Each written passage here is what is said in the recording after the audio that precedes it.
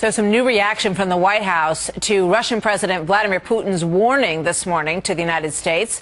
Mr. Putin saying that there will be devastating consequences if America carries out military strikes on Syria. Correspondent Molly Henneberg is live at the White House. So, Molly, what's the White House's reaction so far to this?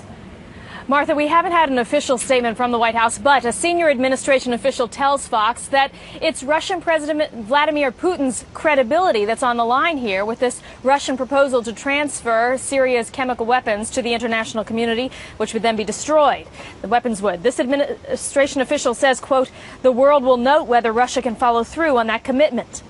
In the op-ed, though, in the New York Times, Putin lectures the U.S. about a possible military strike, saying it would lead to a new wave of terrorism, and says, quote, "Under current international law, force is permitted only in self-defense or by the decision of the Security Council.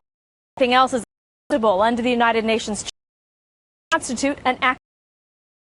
Putin goes on to write, quote, "We must stop using the language of force and return to the path of civilized diplomatic and political settlement."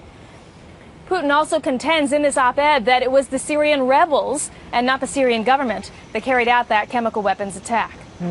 Martha? Well, that raises a lot of questions about how the Syrian government can get those chemical weapons under control and turn them over, and that's going to be discussed a lot today as well. So the lawmakers are weighing in about Putin's op-ed as well today, right, Molly?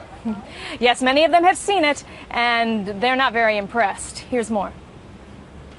To assert that any regime other than the Syrian regime is responsible is really ridiculous. Let's keep in mind who has blocked us every time we have sought a resolution in the United Nations. It's been the Russians and the Chinese. So I think it's very hypocritical of him to say that.